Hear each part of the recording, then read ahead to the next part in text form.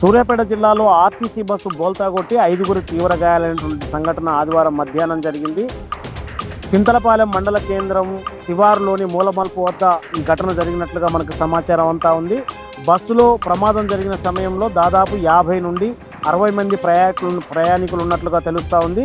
ఇందులో 5గురికి తీవ్ర గాయాలైన 20 మందికి స్వల్పంగా గాయాలైనట్లు తెలుస్తుంది. సమాచారం అందుకున్నటువంటి పోలీసులు ఘటనా స్థలానికి చేరుకొని క్షతగాత్రులందరినీ కూడా హుజూర్నగర్ ఏరియా ఆసుపత్రికి చికిత్స నిమిత్తం తరలించారు. అయితే అక్కడ నుంచి మనకు అందుతున్న సమాచారం ప్రకారం కేవలం బస్ ఫిట్నెస్ సక్రమంగా లేకపోవడం వల్లనే ఈ ప్రమాదం జరిగినట్లుగా మనకు సమాచారం అంతా ఉంది. ఏది ఏమైనప్పటికీ కూడా బస్సులో ప్రయాణికులు ఎక్కువ మంది ఉండడంతో ప్రమాద సమయంలో ఒక భయానకమైనటువంటి వాతావరణం అయితే ఏర్పడింది. ప్రస్తుతానికైతే ప్రాణ నష్టం లేదు. తీవ్రంగా గాయపడినటువంటి వారిని మెరుగైన వైద్య చికిత్స కోసం సూర్యాపేట ఏరియా ఆసుపత్రికి తరలించే అవకాశం ఉన్నట్లుగా మనకు సమాచారం అంతా ఉంది.